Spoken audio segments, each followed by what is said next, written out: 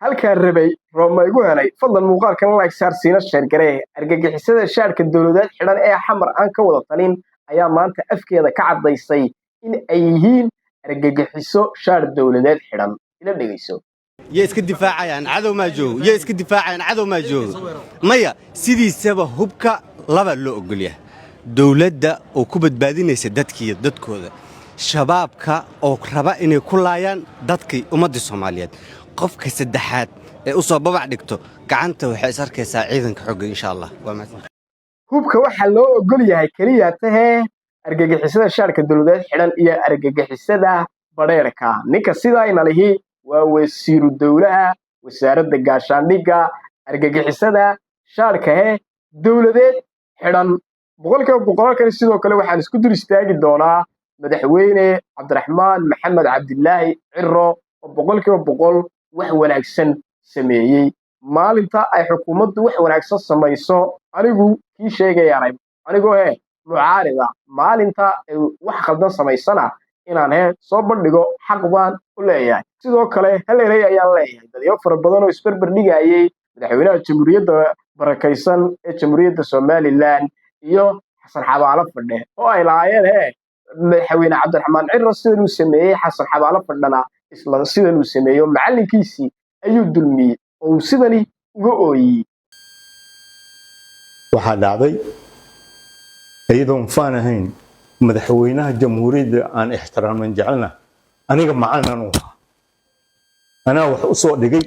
iskool bintur October u dhiganay ma fahamti maantana wiilkiisa ay raacday shaqada ay raacday halka ay u qabay iska daa macalin kale xataa mid isagu duq ka soo noqday gobolkaasi Banaadir oo marna malaha ambassador noqday oo tarsan leeyahay waa isaguna barooranay oo baroorta odaygaasi baroortii tarsan ayaa iyaduna raacday tarsan kari isaga laftigiisu markuu halka joogay maatidaasi uu ku tuma jiray wax alle wuxuu ku oran jiray ma jiro sidoo kale xasan xabaalo fadha markuu xabaalaha fadhanayay uu meel walba u daaqayay hal eray mu oran laakiin marka isaga ay soo taabatay ay xaqiisi soo gashay ayuu baroor isaguna afka sidan u furtay madaxweynuhu waa ka xumay anoo la soo liifay ayaan imid caraysan waan caraysanahay madaxweynaha ayaan fariin u diray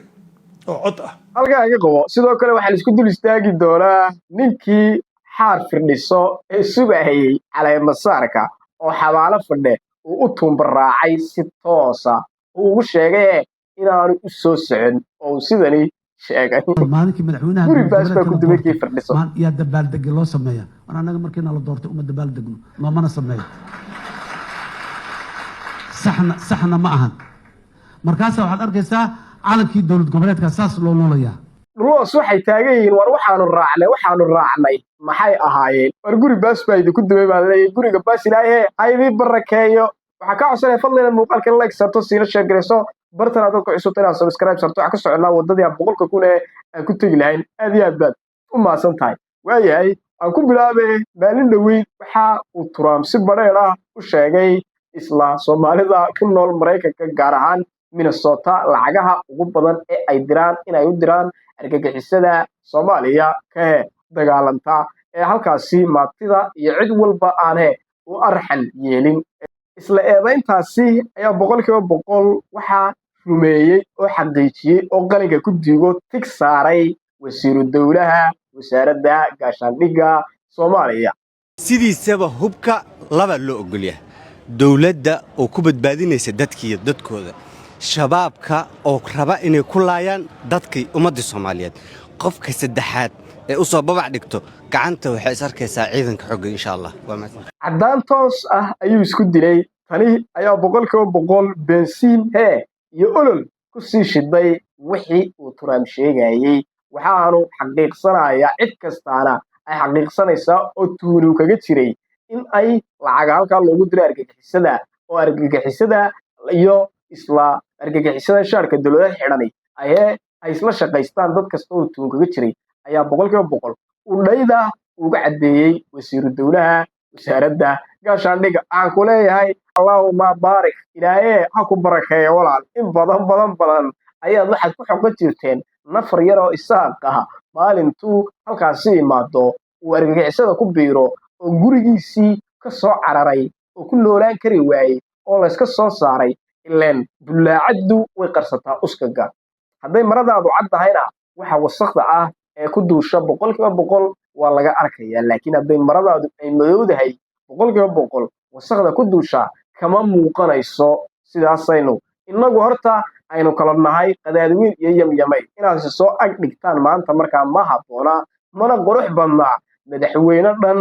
oo isaga lagu soo doortay 500,000 maantana adeerow gacaliye dadkiisii soo doortay ay la xisaabtamayaan oo xaq ugu leeyihiin sidoo ay u doorteen oo iyagu ay u maamuseen ay u sharfeen sidaas la mid ay xaq ugu leeyihiin madax kastoo Soomaaliland ay ka talisa in annagu aan wax u sheegano marka boqolkiiba boqol waxa ay leeyahay walaalayaal kaaf iyo kala dheeri weyn u nahay inaad xaq dhigtaan iska daayay inaad xataa labadooda magac la isku soo dhajiyo ayaan boqolkiiba boqol aan u arkaa khad cas oo guduud ah boqolkiiba boqol marka adeerow gacaliya nintaan lagu doortay oo isagu maanta kii macalinka u ahaa ee wax soo baray ee odaygaasi ah ee 80 kor u dhaafaya sidani uga ooyinaya ee dulmiga inta leeg galaya ee maatida ee shacabka ee hooyada qaxinaya ee guryahoodii dunduminaya ee waxba laga weydiinayn marka codsigan codsanayna wuxuu yahay in xaqeena nala siiyo shaqadeena nagula celiyo qofka gardarana la qabto iyo madaxweyne dadkiisa marka uu khalad xukuumaddiisu ay ku samayso isla kuwii qaladka sameeyay la xisaabtamaya adeerow gacaliyaal heerkaasay kala taagan yihiin marka inaad soo garab dhigtaan madaxweyne Cabdiraxmaan Ciro iyo Xasan Xabaalo Fadhe waa khalad weyn ayaan leeyahay madaxweynuhu arrintaas wax ka qabo wallaahi inaan wax kaa sheego ma rabo intaasaan soo joogna waxna kaama sheegin inaan wax kaa sheego ma doonahayo inaan wax eeb aad leedahay ku hadlana ma doonahayo laakiin dadkaas in waddanka laga qabto weeye waxay ugu dhaheen shirkadda la siiyey dhulka waxay ugu dhaheen 11 milyan baan madaxweynaha u shubnay dhahan 11 milyan ayaan madaxweynaha u shubnay dhahan 20 milyan baan hala ka rabaa in baa ugu dhagay telefoonkii ula dhagay askari telefoonkii qorigii buu rabaa inuu ugu dhufto madaxweynuhu sumcadda yaan lagaaga dheelin mas'uuliyadda yaan lagaaga dheelin ani adaan ku sugahay haddaba waxaa leeyahay bulshada reer Soomaaliland malaha ma quusataan haddaad aragtaan